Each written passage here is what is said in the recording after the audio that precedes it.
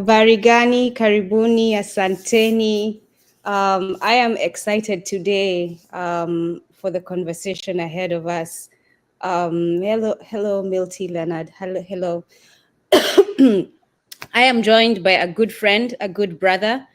We're going to be talking about, again, the name is Nduku. I always forget to introduce myself. I'm the host on Kumbukeni. We are here to reclaim our narrative, to tell our story from our perspective, to yank it from the hands of the oppressor and take ownership, reclaim it, because it is ours, and tell it ourselves, right? Countering the false narrative that Western media has propagated against us for too long. And today's conversation is a big part of that. We don't want the white man who has gone and lived in a nation in Africa telling us about the culture. We're going to tell ourselves about the culture. Our brother Larry Patterson is going to tell us about the culture, and specifically about proverbs and how we use them. So I'm excited about today. Brother Patterson, go ahead and introduce yourself. Blessings to you all. I'm Larry Patterson, and I am the proud author of New African Proverbs. This is my first book, a book of, it's actually going to be a series. So I'm doing, the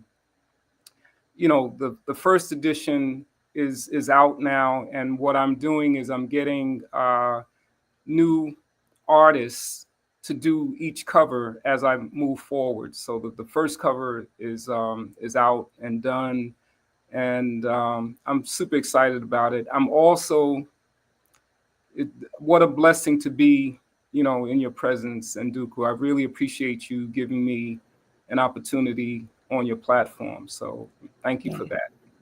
And it's interesting in our community how we do that, right? You're telling me what a blessing it is to be in my presence. I'm like, what a blessing it is to have you with me. And I like that mutual respect for each other that we have, right? That mutual love for each other, mutual honoring of each other that we have. So yes, that feeling is mutual, and I'm looking forward to the conversation. And as Larry, Brother Patterson, talks about the cover, if you can see it, I have my background up, so it's not that visible. But it is in the thumbnail for those of you who want to take a look at it, and he will talk about it. All right, so let's jump into the conversation, Brother Patterson. What was your motivation to write New African Proverbs? Well, the main motivation is that I've always loved words, and how it allowed us to express ourselves in the world and to share ideas to benefit the greater good. I've just been enamored with short phrases. When we were younger, we used to sit around. They called it a cipher, and we would they called it cracking on one another. So you would try to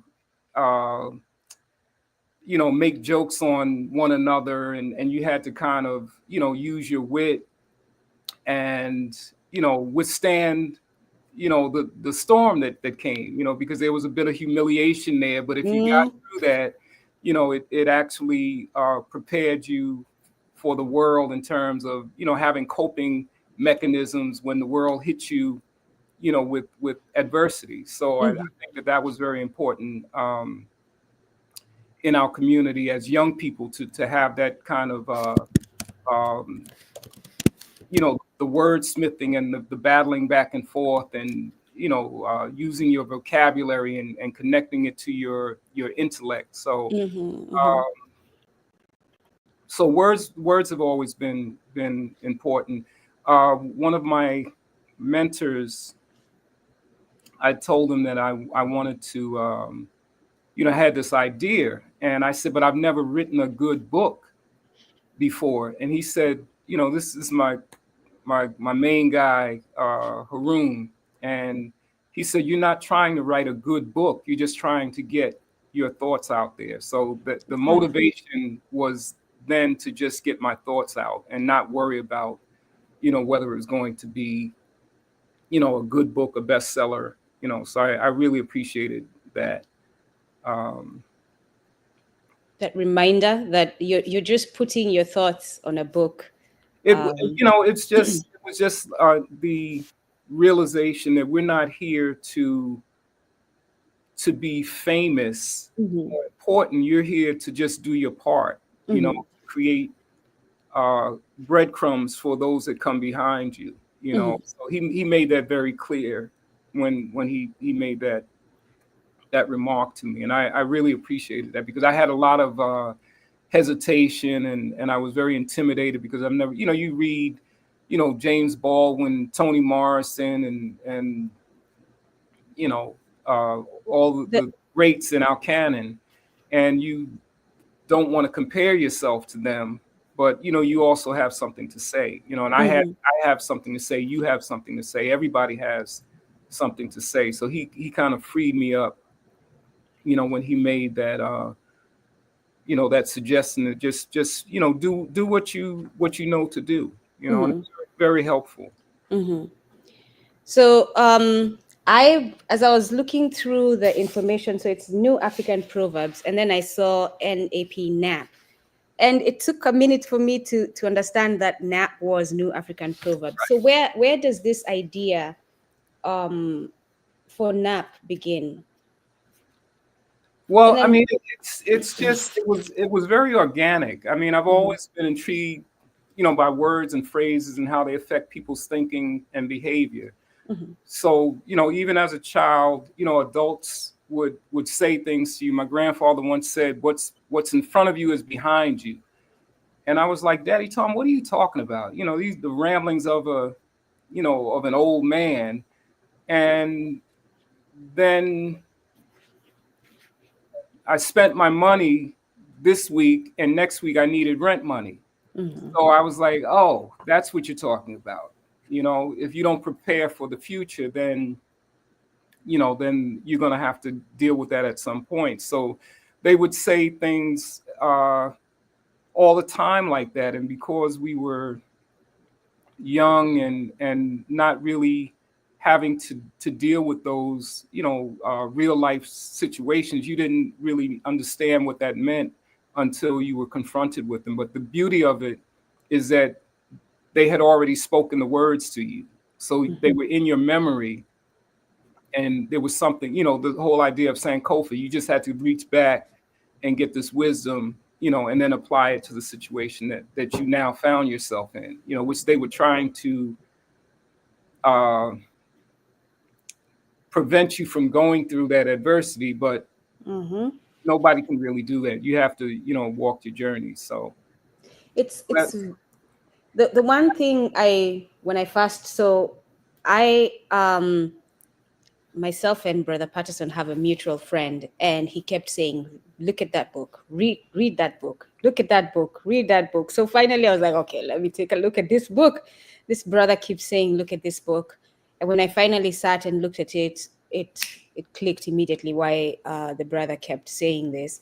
But to me, someone who's grown up on the continent, grown up sitting with my grandmother, both my grandmothers, all the time, and hearing this as I was growing up, and then coming here, having been also on the continent, hearing about Black Americans, how they're lazy, how all they know how to do is rap, right? And how they dress, they don't tuck their shirts, they're not respectable. They have all these opportunities that they're not taking advantage of. That mindset, right, that is pushed very hard by Western media. And then coming and being in the presence of people like Brother Patterson and seeing our cultures are so similar. Like what we went through, me sitting with my grandma, me hearing those words of caution, proverbs, is what Brother Patterson is talking about. So that for me was very rewarding. And that is what I see this as. This book is a reminder that we're not different. This book is a reminder that our brothers and sisters who were taken from the continent are not different from us. And the evidence is in how they are speaking, how they are expressing themselves, how they are expressing their culture, which is very similar to how we do it on the continent. And therefore, again, the same friend says that, and I forget, I'm going to butcher how he says it. To claim a culture, right, rather, to claim your roots, right? I'm putting it that way. But there has to be some evidence of that thing that you're claiming in how you carry yourself today. There has to, you can't say that I used to be an Israelite and there's no evidence throughout the years of that culture, right? You can't say that we are originally indigenous people of the Americans when there's no evidence of that culture. But there's a lot of evidence of African culture in how you carry yourself. And therefore, for you to deny that you're African is insane. And this is what I like about this book. So, why new African proverbs? Why new African proverbs, and then why feel the need to create it? Well, I mean, it actually does dovetails with what you just said, that African Americans there is a direct thread to continental Africa, because my name is Lawrence Kevin Patterson, and there is nothing,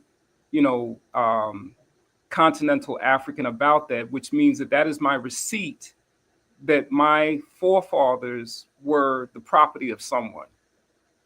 So my label, like you would have a Ralph Lauren label on your shirt, or a Gucci label on your shirt. My label is Lawrence Kevin Patterson. So that is, it's French, it's Welsh, and it's English. So for anybody to deny that my forefathers were not enslaved chattel, I don't know how they would do that, since I still carry that label so many, generations later. So, but looking at me, you know that I'm not French, Welsh, or English. So that's the reality that we're dealing with. So the idea of new African is that, and I say new African in terms of singular, because the book is my personal point of view. The Proverbs are my personal point of view. I'm not speaking for, my family. I'm not speaking for my community. I'm not speaking for the diaspora. This is my personal point of view. So I am a new African because after leaving the continent, we had to reconstruct. And it's in the book. We had to literally reconstruct, because all of the markers of humanity and who you are were stripped away from us. And then we had to reconstruct that in a land, that we found ourselves in. So, the new African aspect is me, still trying to shake off the shackles of, of spiritual and physical and mental bondage. So those are, the things that we are tasked to do, that I am tasked to do as a new African. So we're just kind of like I represent, and Africans in America represent, an amalgamation of all that the African continent has to offer, all the best that it has to offer, because, obviously, people that claimed, Harry Belafonte was an African American, but he was from the Caribbean. County Cullen was an African American, but he was, from the Caribbean. Marcus Garvey and countless others. So we, African American is something that we became. It's not who we were originally. So, yes. But we had to create, a new identity in this, this new place. So yes. So especially when I think about, or when we think about the process of coming from Africa to here, where they took us from different nations, our ancestors, and put them in the ship, speaking different languages, eating different foods, having that commonality, the Ubuntu in us, but still coming from different cultures that were practicing and speaking different languages.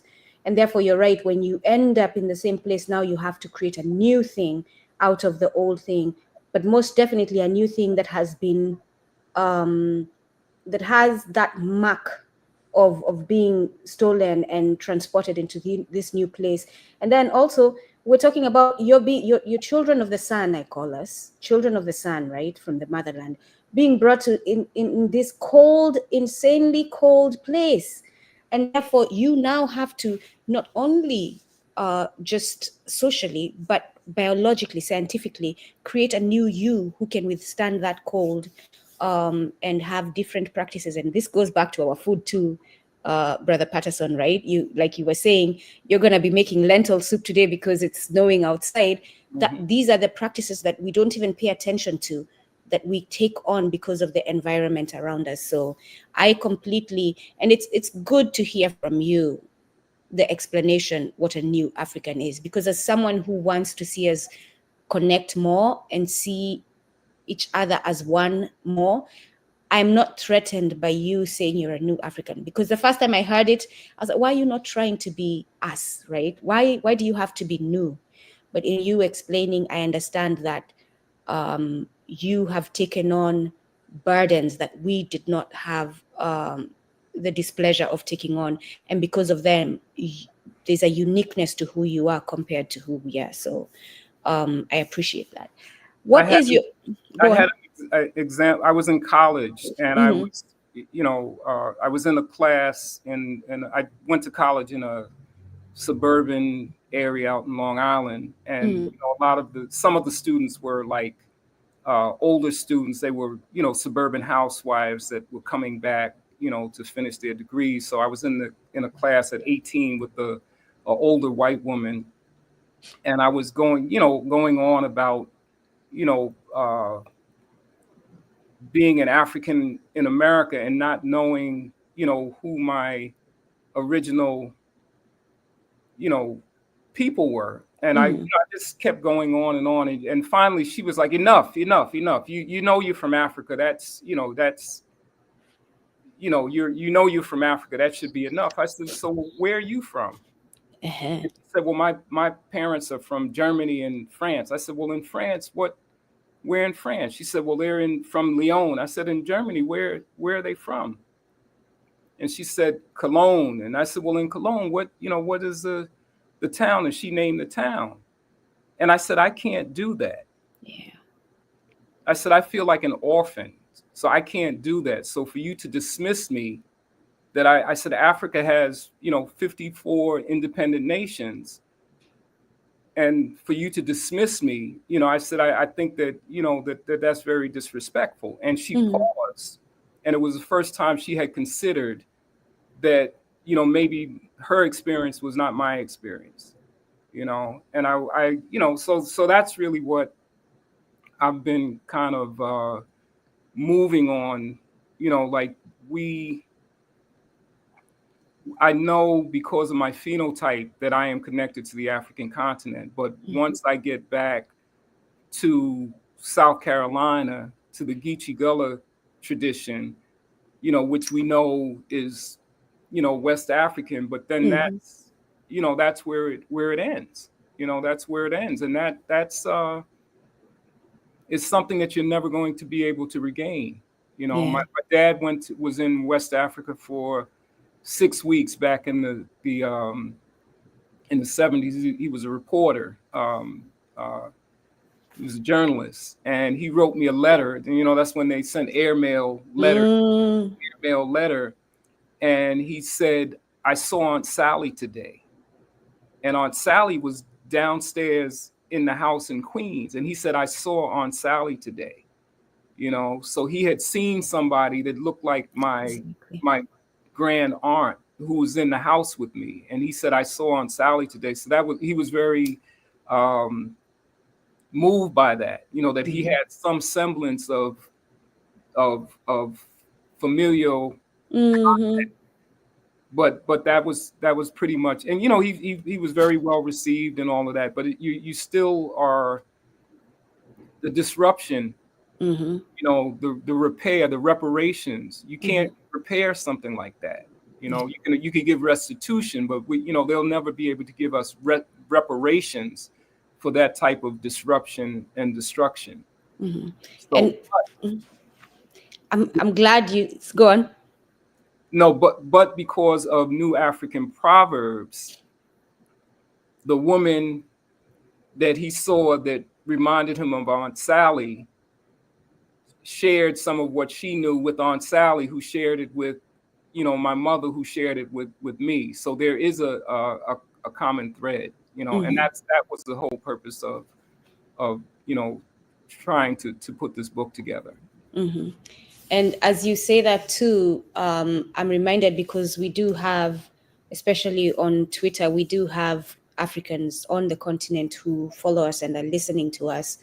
And to you, my brothers and sisters on the continent who do not have this history, well, not directly through our ancestors, yes, we do, because there's that trauma too that is not spoken about when your people are stolen from you, the impact it has on you, despite the fact that you're left home, what impact does it have on you? But the way to make it easier for our brothers and sisters who feel lost, right? Who may be even lost, but mostly feel lost, because again, like Brother Patterson said, they cannot trace back where they came from.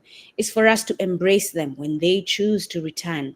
It's for us to make it easier for them to feel like a part of us, right? And one thing, Brother Patterson, which I hope that to you and many others who are listening, who have this feeling of not knowing where they came from, that I was reminded by recently is, and I was just talking about it because I am a foodie, and I said, you can tell African food just by smelling it, right? And it is common in the United States, it is common in the UK, on the motherland, in Brazil. When those spices hit that hot oil, you know that's African food. And that's another commonality Right. amongst us, right? Whether you're in West Africa, whether you're in East Africa, there is something in the way we cook that is very common in all of us. And those are the things that the more you sit in, right, the more we interact with each other, the more you and I sit and have dinner together and I make a dish from my culture, you make a dish from me, and we are all seeing similarities that will bring back the roots that are in you, and help you find identity back on the continent. It might not be the exact place where you came from, but at least it will be a place where you feel a sense of belonging, which is really big. And like you said, you coming to Kenya, I can now picture you coming to my home back in Kenya, and we're sitting by the fire, and you're saying all these things. And I was thinking as I was looking through the book to this week, there's a gentleman as I was growing up. He gave me a nickname. I'm not going to tell it because it's a special name for me, and because I was trying to think, to remember the moments I sat and experienced this, right? People who talk like this. And by the way, to the audience, to my brothers and sisters, our brothers and sisters listening, not only did I read the book to learn about the Proverbs, and actually, let me go back. The last time where our brother Noire Films, as you can all see him there, reminding us what the word is, retention, and what it means. So you can read that. That was a concept I was trying to explain before. The moment I finally said, yes, let me look at this book, because he had said, look at the book, look at the book. But then we got on the phone with you and you were talking, and I was like, man, I love the way he talks, right? Because you were using, even in your regular talk, you have these witticisms and proverbs constantly as you're talking. And I go back to my upbringing back in Kenya, and again, sitting with my grandma, but also others beyond my grandma. There's a gentleman who used to work at our home, and they're the type of people who sit and they'll say something and you're like, huh? And then they'll explain, but it's a constant interaction with proverbs, constant in regular conversation. So when I was young, I used to help with preparing the meat, slaughtering the cow in preparation for the meat and all, I know, right? As a toddler. So that's how I get my nickname from him. Yes, because I Okay. was in the mix helping and all that. Right. Now you'll not get me to do it. But for example, if I'm in there and I'm eager and I'm a little one, he'll say something like, and this is just me making it up, for a young one to learn, you have to step back and watch the elder, like things like that, where it's Precisely. colorful, it's flowery. I have not been told no, right? Which is the Western way. No, sit back. No, don't do that. No, don't do that. No. Africans are very gracious in the way they tell you no. It is a young child must step back and watch the elder if they want to learn how to do a thing, and you're like, and you step back. And it's much more loving. It's much more loving because I'm not trying to chastise you. Exactly. I'm trying to impart wisdom and show you our way.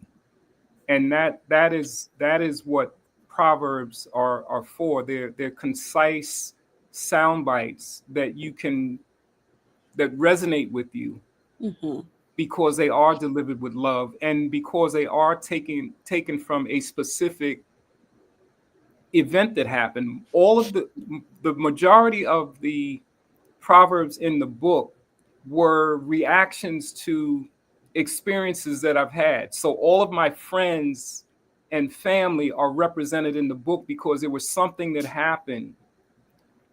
And I said, how do I capsulize that in a soundbite so that I can use that as a reference point, for my granddaughter or for somebody that is in need of some type of prompt, to have a guidance, right? Guidance. Or a moment of reflection. So that's really what it was for. And that is a common, it's a common thread. We have, like, they have proven that we have trauma in our DNA because of being traumatized, but we also have brilliance in our DNA. Yes. So that brilliance is coursing through our being as well, and probably more prominent. So I think that we have to remember that more so, because we've been brilliant longer than we've been traumatized. At least that's I love that. I love that. That's my feeling. So it's we've all of the things that they say that we've created as people of African descent is there. It's true. So we've been doing that longer than this disruption, of colonialism and chattel slavery. I mean, that has been more contemporary thing. So and right. And just as you all think I'm just telling stories about how this brother talks, like, we're having conversation and he says, there goes another thing. We've been brilliant longer than we've been traumatized. And you think that that's just a statement that he's making. But if you sit and ground yourself in that, this sense of I am inferior, Black people are inferior, it goes away. And this is the power of these things, right? It's not just a proverb to guide you. It's not just a proverb to caution you, but it's also a proverb to remind you who you are and to have you take pride in who you are. We've been brilliant longer than we've been traumatized. It's a simple statement, but very, very deep if we sit in it, right? And this is the power and the beauty of sitting with someone like Brother Patterson, who is thinking and then reflecting his thoughts in words in this special way, that helps us become more of our brilliant selves. I can't even explain it in any other way. Let's talk about the cover, because but the cover. Also, Nduku, there's also empirical evidence for what I just said. So this is not boasting. There's empirical evidence for what I'm saying. You are an example of it. I have, Nawari is an example of it. Haroon is an example of it. My children, your children are empirical evidence of what I'm saying is true. Yep. So It's not, there's fact, And our existence way before enslavement, right. Our existence and our right. Civilizations and our, again, the foods, the growing. For those of you who do not know, the music, right? For those of you who do not know, when the white man brings our ancestors to this land, he does not know how to farm, and he's having food security issues. And our ancestors in several places teach them how to farm and how to do agriculture. So this business of white people talking about they're bringing solutions, agriculture solutions to Africa, you need to send them back to where they're coming from and let them know, we got this. We taught you how to survive. We got this. So that's another thing of our brilliance. Like, to think that the enslaved person was a weak victim is an absolute misunderstanding of the dynamics of what is happening. They will not take weak people to bring them along to their No way. country to build. That is impossible. They will take the best of the best. They will take the brilliant. They will take the capable, because the work that was ahead of you was work that needed brilliant, capable people. So please, please, if nothing else, that's the evidence of our awesomeness. And we need to stop. Again, the point is, stop looking for the white man for solutions, is another point I'm making here. We have the solutions. Let's talk about the cover, Brother Patterson, because it is an interesting cover. Where, for those of you who buy books in this way, where you go and you look at the cover, and for those of you who look at a book first on the cover before you get inside it, right? We've had this in our sessions with Nsi Ya Ubuntu, where we'll sit and talk about the cover. What does the cover say? And some of the covers that are on books written by our people are very questionable, and you can see the evidence of colonialism and that colonized mindset in them, right? And it's always interesting when we break it up. But with your cover, Brother Patterson, what is going on? The cover was done by an amazing artist, Nisa Christie, that I have known for 4 decades. An amazing creative. I mean, just an amazing creative. Not just in visual arts, but textile design, jewelry design, hair design, and she's a New York painter, visual artist. Works central theme engages the complexities and identity of timelessness and reflection using a distinct palette of black and white. The work is layered with graphics and abstraction, which then are peeled away to reveal. So she had given me 4 covers. I told her, that I was, trying to do this project, and I really loved her artwork, and I wanted her to, do the cover and give me some artwork. And she had given me 4 or 5 choices, and just very, very graphic, and some of it, was abstract, but some of it kind of had like an African, whatever that is, feel. And I didn't know which ones to choose from. So I was going through, and then finally I had, given the work to my son, and he went through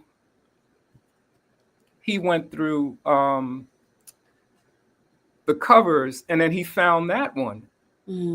And it was perfect, because it wasn't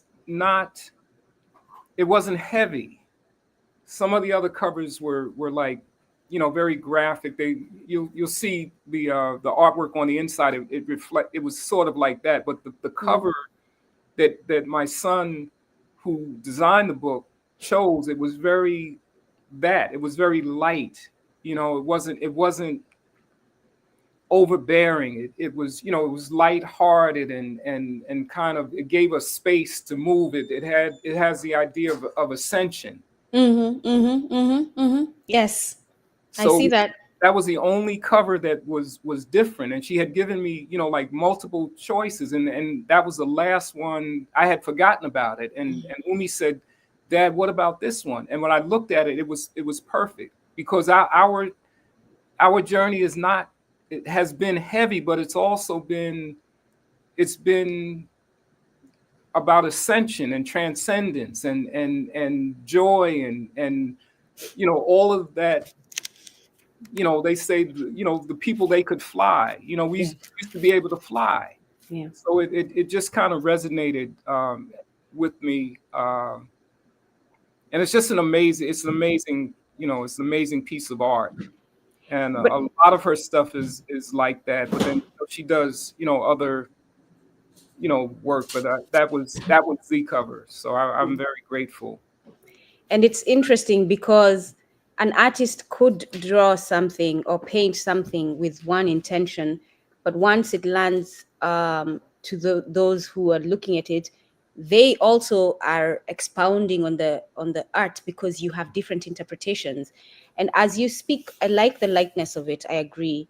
Right. But I also noticed that it's black, right? So black people, I Right. agree with the ascension, but also for those of us who are grounded in African spirituality, that these are our ancestors passing Ab- on the tradition of proverbs to you. Absolutely. Absolutely. And all of that came together, and it's very, we're very sophisticated. Like we're very sophisticated. So it looked very refined and sophisticated. It wasn't heavy. It wasn't the typical, there's nothing basic about black. I mean, Mhm. we are like the multiplicity in our There, culture go, is there goes another one. There's nothing basic about black. You all take your notebooks and write them down, because it's this is in it's in the wisdom. next it's in the next book. But that's what I'm saying, that to try to articulate who we are as a multifaceted culture is very hard to do, because we're so multifaceted that we Exactly. defy categorizations, which is like an amazing thing. So we're not, as people of the diaspora, as Africans, we're not trying to be the same. We're trying to bring our individual, unique brilliance to a place where everybody can benefit from it. So, Hmm. I'm not trying to be Kenyan or Nigerian. I'm trying to lavish in what is Kenyan and what is Nigerian. Exactly. So that's really, 54 independent nations, and within those nations, the food is different in the nations, and the 500 languages in one country, and different ways of doing things. I mean, who doesn't, diversity is a natural thing. That's not an Yeah. unnatural thing. It is And evident in nature. It's literally we evident are in part of nature. we are part of nature, and we need to Hmm. be natural. We Hmm. need to be natural. We need to Hmm. embrace the the the gems and the jewels that we bring. Exactly. Exactly. So I'm not trying to be anything other than who I have become. Hmm. The Hmm. reason I would go to Kenya would be to experience something Kenyan. The reason I would go to, Gabon would be to experience something different. The Cameroon, something different. When you Hmm. come to Brooklyn, New York, something different. And just next door to Queens, Just something different. just next door to Queens, where I grew up. Yeah. Yeah. Yeah. So it's a different way of thinking. We believe in abundance. So Exactly. when you believe in abundance, you don't have to measure. New Exactly. African Proverbs. By the way, that's another one. And I think I marked that one. When you believe in abundance, you don't You have to don't have to measure. measure. You don't have to measure. You don't Because have to we measure. we we have been brought up being told, oh, you're not an A student, or you're not an excellent sports person, and you feel like something is being taken out of you. But there's abundance in what you can Right, be. right, There's literal abundance in what you can be. If I am not Shaq, I am making some awesome food that Shaq will not say no to. right, And Shaq cannot right. touch me when it comes to that. You see what I'm saying? Precisely. And And if nobody is diminished. no one is Nobody diminished. nobody is diminished. And it goes back to Brother Patterson, to this thing where I hear now with, and every time I hear someone talking like this, I'm like, here comes another capitalist, right? Let me help you create value in yourself. What do you mean, help me create value in myself? My value is created the moment I am conceived. Absolutely. The moment I am conceived, I have value, and I will continue to have value even beyond the grave, because I'll be an ancestor who has touched so many other spirits that will be living in that, like with the lessons that I imparted on them and whatever else I imparted on them. So, this thought, this capitalist Western thought that I have no value, I need to create value in myself, and we all are pursuing this thing where it's going to create value, while the whole time you've been sitting there expressing value, right? You're a mother who's taking care of your children. You're a wife who's taking care of your husband, a husband taking care of your wife. You're someone who cleans dishes in a way that is amazing. Like even that simple task, we do not see that as value. I have had to go back and clean dishes that some people in my family have cleaned because they didn't do it right. Right. So these little things that we don't even see, the way you speak, Brother Patterson, is a skill. And I enjoy, myself and Nwari enjoy sitting and speaking with you and others like Heru because of the way you speak. There are people who speak and the way they speak makes you feel stupid. You don't do that. Like, this is our experience. We're talking about skill, right? And the value that we have. There are people who will speak, very knowledgeable people, but their way of speaking makes you feel stupid. I've been accused of that several times. So maybe I need to work on my, start taking lessons from you, Brother Patterson. But the way you speak, and also, again, nothing is just a blanket statement of there are other reasons why some people feel stupid when sitting amongst others. There's that's another issue. But the way you speak makes me want to be quiet and listen. The way you speak makes me not even realize that time has passed and we're speaking, and it's like, oh, it's 3 hours since we sat down. And it's a blessing. So let's get into and by the way, to the audience, so they're asking, where can they get the book? Well, absolutely. We're going to make it available. Thankfully I've sold out, but there's another. I'm reordering. Obviously, I haven't figured out how to do international mailing yet, because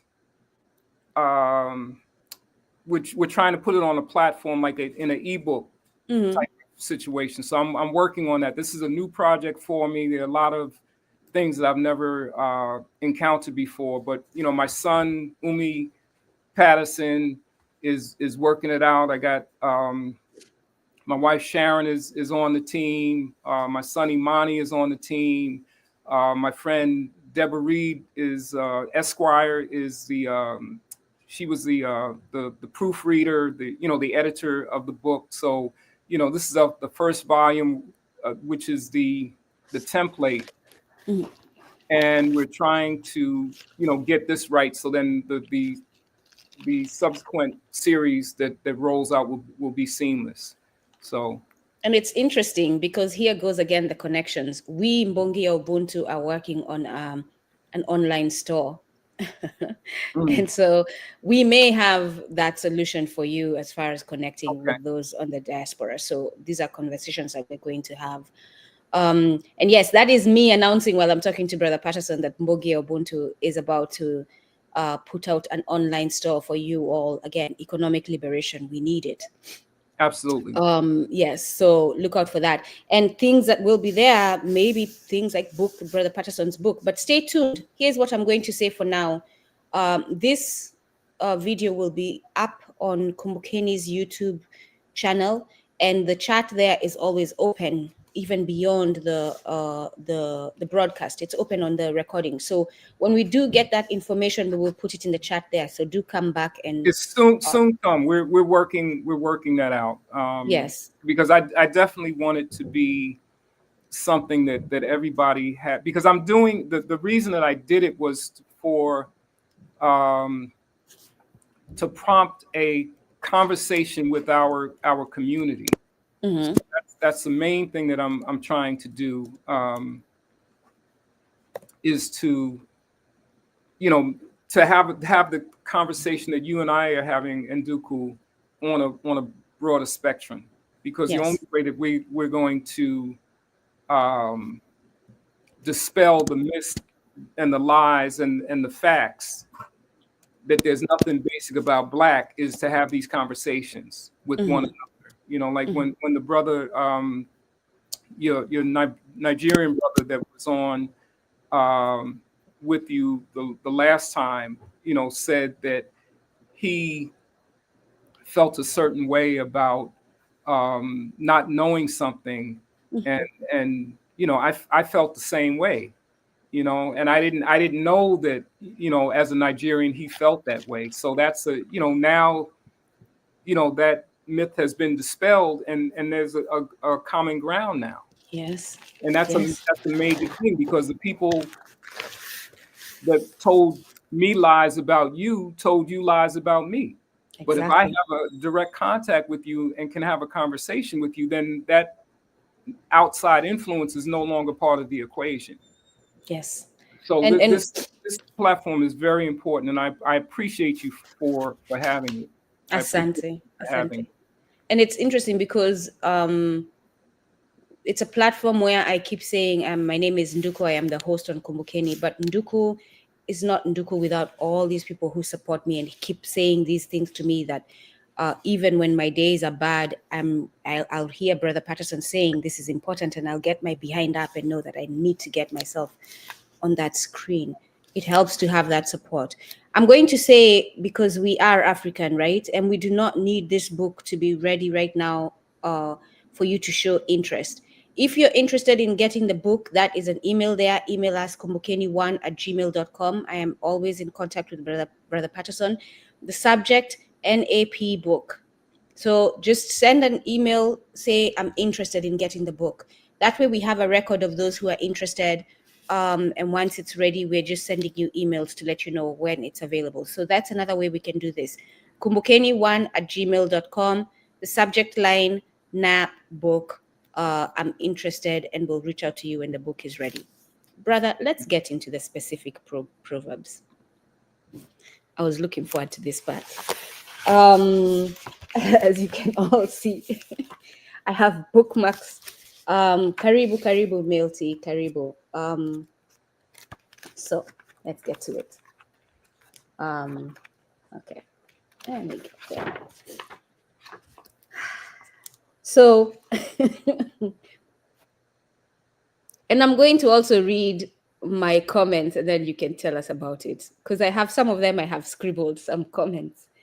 And the other thing I was going to ask too. Oh, hold on. Let me get rid of this background so that we can have a reasonable conversation. There we go. In every, I'm calling them chapters. They're not officially chapters, but they seem like chapters, because there's this, and then there's proverbs, and then there's this. So with this art, what is the thought behind this art? Because it's in every, yes. And I'm gonna be transparent. If people that know me, I always say that I'm brilliant. And they kind of side eye me. But when I say that, it's not the European sense of IQ, which is a finite number. My brilliance, our brilliance, is based on our unlimited light and illumination, because that's what we bring. When you smile, when you talk, you have light and you have illumination. So I'm brilliant in that sense, because that's what I want to do. I want to be a light, and I want to be warmth, and I want to illuminate things. So the brilliance of that is that I gave my artist, Nisa Christie, I gave her 6 quotes. And I said, you take these 6 quotes, and then I want you to create artwork based on how you feel about these 6 quotes. Oh, wow. So that's how the artwork came to be. She took the quotes, she looked at the quotes, she sat with the quotes, and then she went to her canvas, and I didn't give her any other direction. She went to her canvas, and she created these 6 masterpieces, 7 with the 7 with the cover. So that's going to be my process. I'm going to, my nephew, his work is behind me on the wall. Yannick Lowry, he has done the 2nd cover. Brother Patterson, do you realize that you could actually have an art show that we can all come and attend? Absolutely. So, and again, it's collaboration, because we have everybody that we need in our midst. We have everybody that we need in our midst. We don't have to go outside. By the time we go outside, we couldn't, our luminaries are larger, our list of luminaries are larger than our list, if you can wrap your head around that. Yeah. So the brilliant people that we have in our circle is so vast that by the time we go through that list, there's still other people. There's no going through that list. There's There's no no going through the list. exhausting that list. Right. It's just keeps reverberating, like it's a connection. And you're reminding me, yesterday I was in the presence of elders, and as we are sitting there, a few of them are sharing images. Here's me with Dr. Clark, here's me with so and so, and I'm like, I'm getting overwhelmed, because I'm like, Right. wow, It is wow. overwhelming. It is overwhelming. So the beauty of it is the and I think that young people have introduced me to the idea of collaboration, because a certain generation, because of the way that we were weaned, think of things in competition. Yeah. You know, instead of being your best, you want to be the best, and that's different. I So mean, young people, you know, the wisdom of young people says that I don't have to lift this by myself. I have a tribe that can help me lift this, and we can all move together. And that's you know, my son is like, you know, the two of them are amazing human beings, and they have tribes, and their tribes are helping them to get to where they're going, and they're taking their tribe with them. So I plugged into that, you know, because I've been trying to do this book for probably 30 years, and then all of a sudden my son pops up, yeah. and he's a graphic artist. He's an amazing graphic artist. Anything that you see in the book, the layout and everything, those were all his decisions. You know, somebody I've known for 40 years, you know, becomes a painter and does a cover. Another friend of mine, you know, was an attorney and you know, did the editing for me.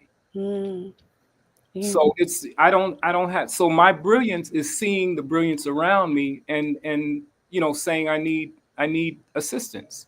Yes. So The I'm very proud of New African Proverbs. You know, I'm very, and the irony is the acronym is NAP, which is nap, and the way the universe works is that nap is to wake people up.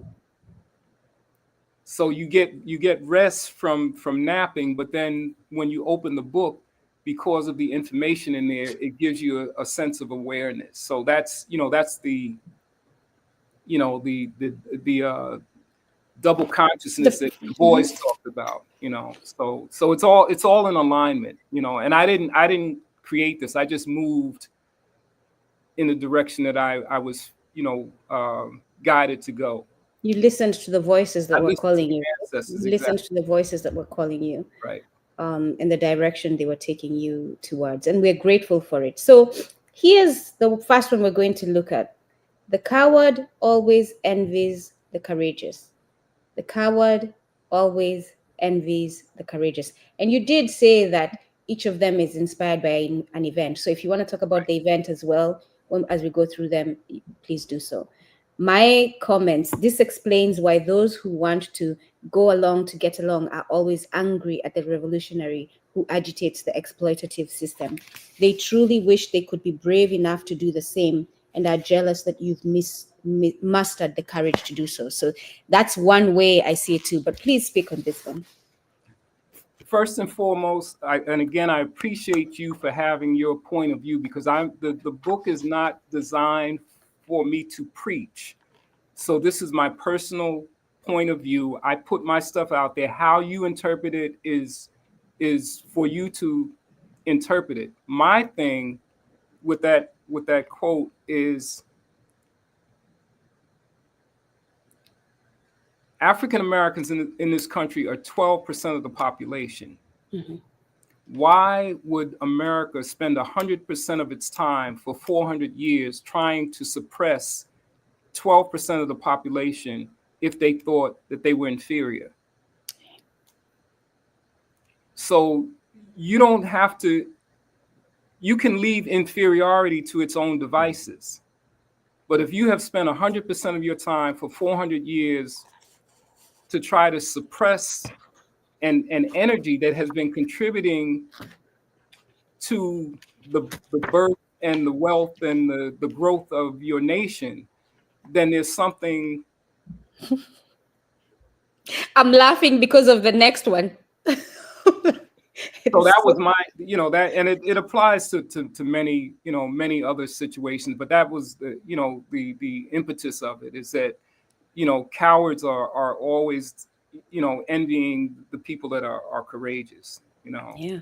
so And that goes towards white fragility as well, right? So, absolutely, and absolutely. speaking of white fragility, here's the second one. The mediocre shall injure the earth. Like as if the evidence is not plain in front of us. Brother, please speak to that. The mediocre shall injure the earth. That was prophetic. That was prophetic, and there were signs of it, and now tomorrow there will be confirmation of it. Exactly. Tomorrow, Including the black men who are going to be seeking the mediocre. absolutely, absolutely. So this is something that that we have to take note of. We have to take note of it. Yeah. So And you all hear that, right? So you're a child, and an elder says to you, the mediocre shall injure the earth. And you're sitting there like, what? right, And then the elder, if you're a wise child, you say to the elder, exactly, what? And the right, elder says what Brother Patterson just said to you. And you're sitting reflecting. Number one, it is a caution for you not to be mediocre. So every absolutely, time you move, you'll hear this elder speaking to you and saying the mediocre will injure the earth. And every time you succumb to mediocrity, you're like, nah, I'm going to be injuring the earth. And you step back, right? So this is the power of these simple words. And then the other thing is the evidence that we're talking about. The mediocrity of the false notion of white supremacy and those who embrace it has injured the earth. We are waiting for mediocre to come and give us solutions to climate change. And what mediocre and mediocrity does is they give us carbon credits that doesn't make sense. And in it, they continue to injure the earth. And what Brother Patterson is saying without saying to us, because now once he puts the words in this book and we're reading, we can interpret it to continue bringing life into the earth, is that we should no longer give the steering wheel to the mediocre. right, We should not. right, We need to stop giving the steering wheel to these people. We need to stop embracing their 2023 plan, 2025 plan, 2063 plan, and have our plan to save the earth. So that simple proverb, that's what it's saying to all of us. And it is powerful. Here's the one that we were talking about. When you believe in abundance, you don't have to measure. I wrote a note. We are a world today that lives with a scarcity mindset and always measuring what we have compared to what others have. We don't sit and think that I have enough, right? I have enough. We're always like, even when you have enough, oh, he has that. Oh, she has that, right? Because we have this mindset of scarcity. If they have that and I don't have that, I'm not accomplished. Instead of seeing, brother, when you believe in abundance, you don't have to measure. I was listening to the sister Malance. She's an economist. Uh, I can't remember right now where she's from, but she did a TED talk about the wealth of Africa, Africa as a continent, and she had this amazing slideshow, and she showed this diamond that was 269 carats, and it was raw, and she said this grandmother found this in her backyard. So she was saying to the German audience that she was addressing, she said diamonds are not rare in Africa, and we don't covet diamonds because they're all around us. We value, our relationships and our family and our children. And the diamond was like literally the size of a golf ball. So she was saying that the things that you value, we don't value because we have abundance. We have abundance of everything. We have abundance of everything on the African continent. And then you came and depleted it. Yeah. So, so so the idea of abundance is not about material, because we have material. It's about, what do you value? I mean, what do you see as important? Wealth is not a virtue. Generosity is. So if I have $400 billion, but people are starving, then what is the value of me having $400 billion when people are starving? When, if I brought those people out of poverty, my lifestyle would not change one iota. China brought 650 million people out of poverty. They have over 1 billion people in China, and they brought 650 million people out of poverty. And America has 453 million. So it can be done, but there's a spirit that says, in order for me to be wealthy, I have to see you in abject poverty. And that's not the spirit. You talk about African spirituality. That's not how I grew up. That's not how I grew up. If we needed sugar, Miss Jenkins, you could go to Miss Jenkins or Miss Jones and get sugar. Mm-hmm. If you needed a ride, my grandfather would take whoever it was that needed a ride from church home. He didn't ask them for gas money. He didn't say that he was, they were taking him out of his way. Mm-hmm. Mm-hmm. So we have to just reclaim, what we know, what we just have to remember, what we were, how we were raised, and how we were weaned on abundance and graciousness and kindness and all of that. So you're reminding me, Christopher Douglas, thank you so much. He says that the economist is Malence Bart Williams. She is Sierra Leonean. Yes. Mm-hmm. Yes. Thank you so much. And this is the power of community, yes. Right? Brother Patterson does not have to know everything or remember everything. I don't have to know everything. We're in community so that together we can teach each other, we can learn from each other, and I really, really value that. But you're reminding me, as we talk about that one on abundance, I am one of 6 children, my father and mother's children. And we had moments where food was scarce, but I remember my mother or my grandmother taking 1 chicken, right? We're talking about 6 children, my father, my mother, that's 8, my grandmother, that's 9, and then we have a house help, someone who's staying with us, that's 10. 10 people, 1 chicken. We're not talking about the chickens in the United States and in the West that have been given steroids and are the size of gigantos. No, we're talking about a regular organic chicken. And my grandmother, my mother, would cut that chicken up and it would fit all of us. And we felt like we had a great dinner, right? The abundance. We were all nourished. We were all satisfied. We all went to bed well fed. 1 chicken. Over here now, sometimes we sit and we're like, 1 chicken for 5 people, will that be enough? Like sometimes we don't even realize that we are embracing that mindset of scarcity, that we have more than enough in just the few things that we have. So a great lesson that is being taught. And the brilliance of your grandmother, to make sure that everybody was fed. Mm-hmm. That's brilliance. And mm-hmm. and nobody gives us credit for making something out of nothing. Mm-hmm. Mm-hmm.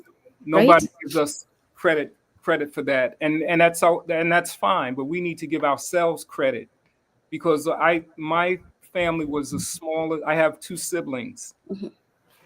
and so the 3 of us. But we were the smallest family on the block. Most of our friends were one of 7 kids. The Stewarts were 7 boys. The Concellos were 7. The Davises, had like eight children, and everybody ate. Yeah. Everybody was closed. Everybody was educated. You Yeah. know, and we just, you know, we made sure that we shared resources. You know, if my lawnmower broke, Miss Jane, That right there. yes, Mm-hmm. Mm-hmm. That right there. The sharing. I was just telling someone the other day that my grandma would sitting there and she's making dinner and realizes we have no salt. Run to so and so's and tell her to give us some salt, right? And sometimes it's take that chicken to so and so's and ask her to give you a bag of this. Like right, that. And the thing we don't realize, on top of it, making sure that everyone is cared for, it builds that sense of community and security. You don't feel like there's any risk, there's any food insecurity in the horizon, because if I don't have, so and so is going right. to have. If they don't have, so and so is going to have. So the community will always have, because someone in the community has. And it's a great place where we need to return to, outside of this Western mindset of my home, my children, my space. No, no. It's antithetical to who we are. It doesn't fit us. It doesn't serve us. It doesn't fit or serve those that are espousing and embracing that. But Which is why a lot of us are so depressed. absolutely, because we're not. Stevie Wonder says, when you believe in things you don't understand, you suffer. Yeah, So that wasn't just a song, it was a proverb. there You you know, we've go. always, James Brown, Marvin Gaye, you know, all of these people have been, you know, telling us how reminding us of how we're supposed to be living, you know. Mm-hmm, mm-hmm. So And the blueprint is there. yeah, and as we continue, it is my responsibility as someone who's reconnecting, our brothers and sisters in these borders of the United States to home, our motherland. I want us to understand that our brothers and sisters, this goes beyond the United States, but especially in the United States, where the system is intentionally designed to take from them, to create that sense of scarcity. They have built great communities, great music, great fashion, great literature with nothing, almost nothing. You hear of people like James Baldwin, the amazing, amazing work that he's left us. Growing up poor, right? These are the people who grew up poor, We grew up without resources. We without resources. Let's call it that. Thank you so much, Brother Patterson, for yes, that correction. yes. Growing up without the resources that white people have in abundance yet turn out mediocre. I'm not just doing this. I'm then again, please get me when I say this. When I talk about white people, I'm talking about a general, as far as culture, right? When we talk about the Mongoloids, And Duke, Mongolia. you don't have to qualify that, because if Thank you. we don't you don't have to qualify that, because if we don't get the privilege of individuality, then you don't have to, you know, worry about giving the privilege of individuality to Thank you for others, because stopping me, we are generalized brother. about. So you don't, you know, this is, you didn't create this paradigm. I appreciate you. You didn't create the paradigm, so you don't have to, you know, you don't have to do I that. appreciate you. Yeah, Yes, you have no idea. I know what So, you're saying. yes. Moving on to the next one. You have never seen the world that exists beyond your insecurity. My Please my speak on it. my insecurity was that I wanted to write a bestseller. I wanted to make sure that everybody read my book and was blown away by it, and, you know, get, you know, tons and tons of accolades. That was my mindset, because that's what authors, you know, that's what I see Toni Morrison doing. That's what, you know, James Baldwin has been lauded as a, you know, and it's like, you know, it's like, who do you think you are? I mean, it's just like, dude, and Haroon came along and said, you know, that's not your concern. And if you fed that insecurity, you would have denied It, us this. it would have never been done. You would It would not have have never been done. seen this. Right. So once he freed me up by saying that, and he said it with love, you know, and I was like, wow, all I got to, he said, you want to get it out of your heart and your head, so that you make space for whatever other brilliance is coming to you. Exactly. So you have to make Exactly. space because we're chock full of brilliance. So you got to Yeah. make space. You have to share it. That's the whole idea of abundance. You can't, you got to give it away. And then it Exactly. replenishes itself because that's who we are. That's who we are. So yes. Whew. All right. I hope you're all feeding from all this knowledge that is being imparted on us. Rich is when you have something to do, something to share. I've I mean, it literally is in what you just said, but go on. right. I've been no, I was thinking about that the other day, and I've been working, since 14, but I've very rarely had a job because I have been serving my community. Mhm. So I had jobs that, were hellacious that I didn't like, but the majority of my adult career, I've been serving my community. So it hasn't been work. I've been able to work with, young people, young Black people.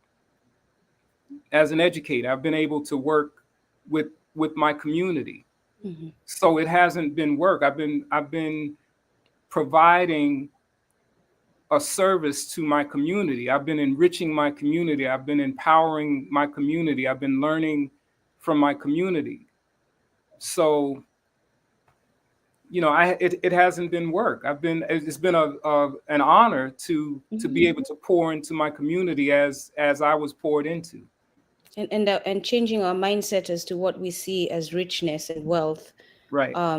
If you have your Maseratis, your mansion, and your life is just about that, and the people around you cannot say what impact you've had in their lives, I'm sorry, I no, you have not lived a rich life. You haven't.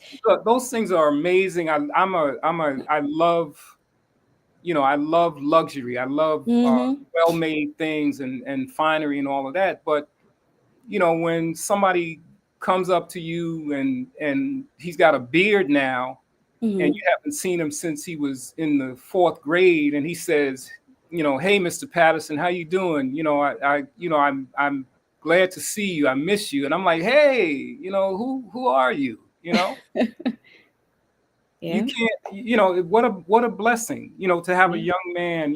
My son's friends do it on a regular basis. They're all grown now. They have beards and they have families, and they're in careers. But I was with them when they were youngsters, and they have gone on and done these wonderful things. All of my son's friends have Yeah. done wonderful things, and then you see that they see you before you see them. And that's the wealth that you have built just by That's serving them. wealth. It's incalculable. Yeah. That's wealth. It's just, it's indescribable to have young people that love you because you show them love. And I have did an after school program, and these two little boys were like hellions, and they were running on the counter in the main office, and I put them out of the program. They lived in my neighborhood. Mm-hmm. And because they were hellions, and I was like, I had given them warnings. I'm like, look, this is not going to work. I put them out. Family was mad at me. I see them nowadays. They love me because they knew that I was doing it, in order to correct them. And Yes. now, they're doing, wonderful things in finance and everything. They have families now, and but I needed to show them, that wasn't the way, and they Yeah. understood it. So Yeah. now when they see me, I get, great love and respect from them. So it was worth it. It's interesting as you say that. I'm reminded of Chris Rock's most recent stand-up, and he talks about his daughter, and she did something with her friends in school to violate the policy, and their immediate all the parents' immediate response is, you cannot kick our kids out of school, and finding all these legal experts to help them prevent that from happening. But Chris Rock realizes, because he catches his daughter laughing about it and taking it light and all that, realizes that if he doesn't take that moment to teach her a lesson, she'll never learn, and she'll just continue down the spiral of becoming an immoral member of society who does not appreciate or does not see when they do harm to the community, right? And so he asks for her to be kicked out of the school. And she is kicked out of the school. And there she learns a lesson that she too can suffer the consequences of bad behavior. And as much as the moment of kicking someone out of a program seems like, what are you doing, Brother Patterson? It's a lesson they learn that is going to help them grow. Because if you keep them in that program, they'll continue the same behavior and not see, like, if there's nothing to tell them that what you're doing is wrong, there's no reason for them to stop it. I kicked them out of the program, but they lived in my building. So I still mentored them in my community. I was still the same person, I still had the same high expectations for them. So I didn't dispose of them. So you continue to impart knowledge on them. Absolutely. And nurturing, but you ensure that their bad behavior does not disrupt the community. Absolutely not. Right. Right. So the choices that we have to make for the sake of the well-being of everyone. They can call you what they will. And this is a big one for us Black people. They can call you what they will. You need only answer to your name. I mean, this one is self-explanatory. Well, it's like, I love my mentor Haroon because he's a scholar, not because he's a PhD. He has a PhD. But he got his GED and then got his PhD. So he was always brilliant without being lettered. But the reason that I have love and respect for him is because he's a scholar. So I call him a scholar. He never introduces himself as Dr. This and that. He never does that. So they can call you doctor, but you can be mediocre. Mm-hmm. They can call you president, and you can actually be a precedent instead of a president. So, it doesn't matter what people call you. You have to answer to, who you have become, what your substance says you are. You're reminding me of, again, is my interpretation of it. Right? You're reminding me, there's also the negative side to that. If they're calling you the N-word, you do not have to answer. Right. If they're calling you stupid, you don't have to answer. If they're calling you angry Black woman, like, who are you talking to? Is you keep moving. I am not responding because I know I ain't no label that you're giving me. But you say that, and it's important for me to tie what we talk about to things that are happening currently in life and expose the coonery of it all that is happening around us, right? You have Nelly now justifying why he's playing at the Trump inauguration, talking about, I respect the office. You were talking about president, the title president, right? We as Black people, we as people in general, we as human beings need to understand that we do not have to be yes sir, yes mass, yes this, yes, just because someone is called a certain thing. If their actions are not matching the owner of that position, right? For Nelly to say, I respect the office, what is there to respect about the office? What thing has the United States presidential office done in the world to uplift life that you need to respect? Two things. First thing is that we are not monolithic.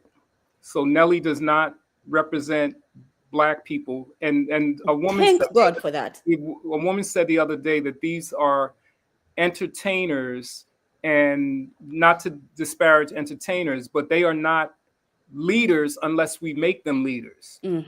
So, Martin Luther King was not trying to be a leader. He was doing his best to set an example. So now that Martin Luther King is gone, does that mean that we're not still responsible for our liberation? That's ridiculous. Second thing is that, we believe in capitalism. They are paying those entertainers a hearty sum in order for them to do that. Now, is there going to be backlash once they cash that check? Another thing is, one of the proverbs is, before the sale of your soul, make sure that you check what the price is. So that's a decision that they're going to have to live with. I don't have a problem with them. I'm disappointed because of the person that is involved. I mean, that I don't think they have any socially redeeming characteristics, but that's my personal opinion. Yeah. So, and again, and these words of wisdom that I'm saying are words of wisdom, they may not resonate with people, but hopefully It's true. they Yeah. have a conversation like we're having a conversation. I'm not trying to preach. These are my innermost feelings, how I'm expressing them, how I want to share. I want to leave an artifact for the people that are coming behind me, namely my granddaughter and her Mm-hmm. generation. Mm-hmm. But we have to do what we see fit to do, and then that our responsibility is done. Yeah. Then how people use it is to their own discretion. Very much in keeping with the culture of proverbs. So when the elders told you a thing, they did not like keep following you to make sure that you were following. It was Precisely, like you have been warned, precisely, you have been guided. Now it's upon you to right, choose. precisely. Well said. Exactly. And it's interesting because we have two more to go through. The next one is this, as you say that. Don't be so distracted by the package labeled religion that you don't open the gift labeled God. And right next to it, I wrote African spirituality. So go ahead. Your last the episode before the last episode spoke brilliantly about that, and I we can be distracted by so many things and miss the essence of it. So we can be distracted by like the way that the wrapping is and the bows and the glitter and all of that, and be enamored with that, but then Mhm. you don't open the gift. Yeah. You don't open the gift. So the God that is within us is not, in my estimation, attached to any particular team. So some of the most godly people that I know were not connected to any particular religion. I've people that were homeless and or didn't have as much as I had, were generous and loving and kind to me, and they were not bound by any particular you know constraints. It was just something Mm-hmm. that came from the inside out, and I, as a child, I kind of gravitated towards people that were kind and not necessarily affiliated with any Affiliated. Mm-hmm. Mm-hmm. formal quote unquote religion. And I Mm-hmm. respect all religions and what people feel that they need to do you know um, to elevate themselves. Mm-hmm. But Mm-hmm. yeah. Whew, and here goes the last one. There's many, but I'm going to end here. For those of you who want to and here's my advice now as far as being told what to do.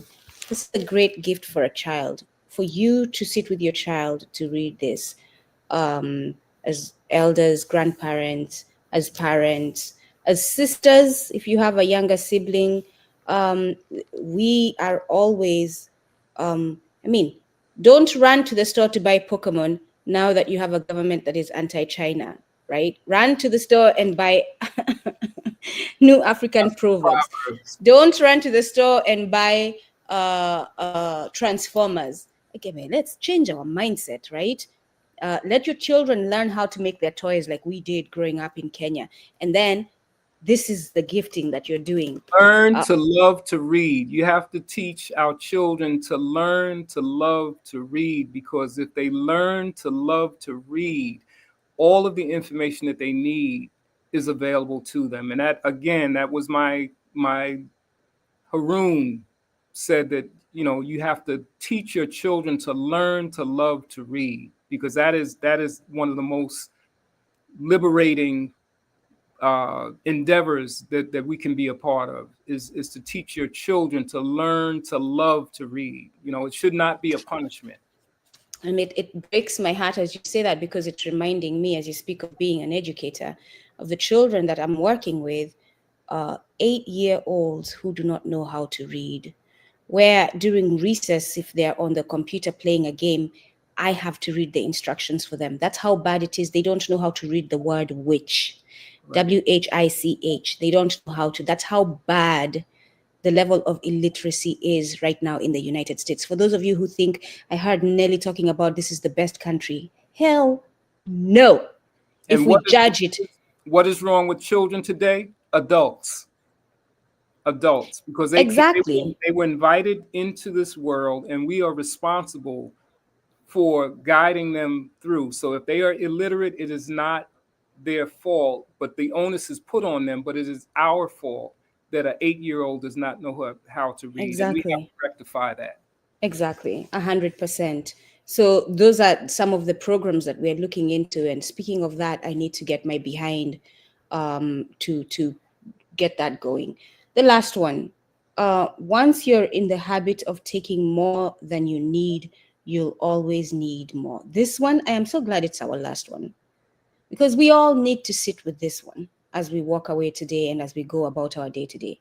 Once you're in the habit of taking more than you need, you'll always need more. And for the Africans, the one Ubuntu, the Black people, all of us who fall in that, and it's all of us, realize what this is saying about the oppressor, and us always giving them that leverage, right? And allowing them, extending that yardstick and allowing them to continue being who they are. They will never stop needing more. And we have to be the ones who cut that rope so that they stop taking. Brother Patterson, speak on this one, please. Simply put, when I grew up, I had a pair of church shoes and I had a pair of gym shoes a pair, you know, shoes that you went out to play with. When I went to church, I put my church shoes on. When I went out to play, I put my sneakers on and went out to play. As a grown man, I have over 100 pairs of shoes. I went to get a pair of shoes one time and I put them on and I left my building and I felt this flapping. The sole of my shoe had dry rotted because I hadn't worn the shoes. So now I have to go back into the building, past all of my neighbors, embarrassed because I have a pair of shoes with the soles flapping off, because I don't need 100 pairs of shoes. So this society has me believing that I need 100 pairs of shoes. When I was growing up, I had exactly what I needed. My parents provided me with exactly what I needed, and I was content. But now, because I am part of this conspicuous consumption society, I have 100 pairs of shoes, and I still only have 2 feet. So now I'm embarrassed because it goes in opposition to the way that I was raised. Yeah. You know what I'm saying? It goes in Mm-hmm. opposition to the way that I was raised, the way that I was, brought up, my values. Because I have access to it doesn't mean that I have to, exploit it. You should see in the chat. I'm sorry, someone in the chat says, "Don't make me ashamed of my I, small walk-in that, closet." and in addition to that, we're trying to become rich. I have 100 pairs of shoes, and I'm still aspiring to be wealthy, and Imagine that. I haven't, but it's a mindset, and we have to identify it, and then we have to address it. So I'm being transparent. I'm putting myself literally on Front Street, but I I have to rectify that, and Mm-hmm. I love shoes, but and when I become wealthy, then I will have vintage cars and still only be able to drive one at a time. One at a time. And the other 20 cars the batteries will be dead and the tires will be flat. While you have human beings freezing in the cold with no car, imagine if you had gifted them each of your cars that are in. Exactly. And my rationale was that my son wears a size 10 and I'm going to, gift it. He doesn't like my style. So that didn't work. So now I'm stuck with, this, overabundance of things that are not being used. So you're actually violating the principle of use, which is, it's a universal principle that you should, not be wasteful and all of that. So the book is just kind of like a reminder to myself, that sometimes you have to self-correct. Yes. You have to self-correct. Yes. Yes. So I'm glad you're teaching us that lesson in that moment. And Noire just caught another one of your witticisms, conspicuous consumption society. So there goes that one. We are right. all living in a conspicuous consumption society. As we close, and before I ask you for your last words for today, I'm going to honor Dr. King and just expose the irony of the fact that in the United States, tomorrow is Dr. Martin Luther King Jr. Day, while Trump is being inaugurated and Nelly and them and Snoop and them playing. Like the irony of it all, I can just see him hovering there and saying, yeah, damn right. I did put my people in a burning house. Here they go burning. Mm-hmm. Right. But the thing that he said, as we talk about the But 100 pairs of you shoes, are the counterbalance to that. So I don't feel bad. You are the 100%. you are And the tomorrow, right. I will be at the bookstore, if the snow is not too much, reading Dr. King. Aside of Dr. King, and the bookstore, by the way, what is wrong with me talking about the bookstore as if it's just another thing, as if it's not a precious gem in our community? The source of knowledge in Newark on Broad Street, Newark, New Jersey, the source of knowledge.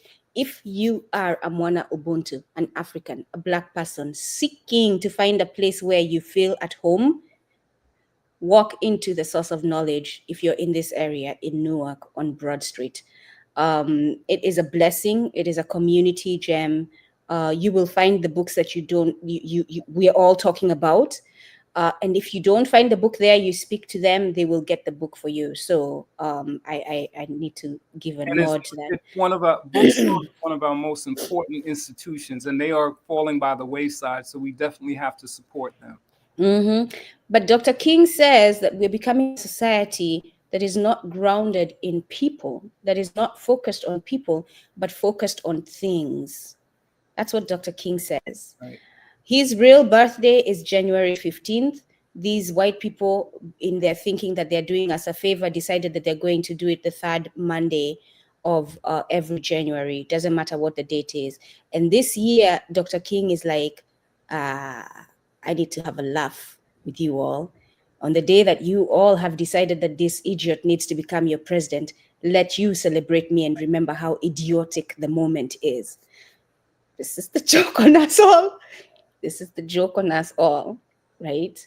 That some people will be talking about Happy Martin Luther King Day Jr. while going to honor Trump, and the irony of it all. So, But we brother, have the opportunity, like they say, the Black History Month.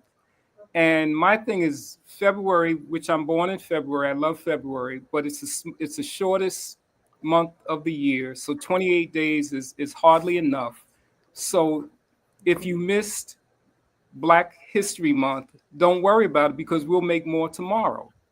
So Black people make history every single day. So we have the ability to, to define when and where and how we enter. So that, that's my take on it. yes. And as Sharon is clearly pointing out there, the book will be restocked in early February. You can pre-order the book starting tomorrow. We will put the link in the chat of this recording on YouTube for those of you who are interested. Sharon, you put it in the chat, right? Okay. Yes, and I have it highlighted right now. Okay. Yes, so my brother, it's been a pleasure. I told you it was going to be a pleasure. You have blessed many today with your words. We thank you for that. We thank you for sharing the knowledge. I am happy that you are in my life and I am not letting go. I am happy that Sharon is willing to share you with all of us. Thank you. Thank you. And your children. And I look forward to the many other books that are coming in the series. So you They are, all they are have. coming. They are coming. And thank you so much for your platform, for your courageousness, for your brilliance. And I look forward to, to being back in this space when I have more to say. Yes, and we look forward to having you. As you can see, the importance is now. Now we have a record of our culture. We're not going Absolutely. to lose it. Now we have a record of our culture. An archive. Absolutely. Yes, yes. Asante sana. Stay on real quick. Don't leave. To all of you, have a good day. To all of you, tomorrow is not the end of the world. This is just but a man. This is just but one nation amongst many nations on this earth. The idea that we think that the United States is the end or be all, or whatever that saying is, like we cannot function without them, is a mindset that we need to stop having. We will be fine. We are, as a resilient people, we will continue building beyond whatever clown show that they are putting up. We will continue building. Tomorrow will be a day where I'm reading Dr. King tomorrow. And I'm reading Dr. King as he was before they took him away, which is probably why they took his life. When he was saying, this United States is crazy, in so many words. This place is crazy. And I might have made an error in my calculation as to how I should confront this situation, and I need to revisit it. Literally is what Dr. King says. For those of you who haven't read Where Do We Go From Here, pick up that book and you will see Dr. King struggling with why the hell he's sitting with these white people begging for freedom when he can just yank it and take it. All right, my brother, be blessed. Have a good day. Thank you. Kila laheri to everyone.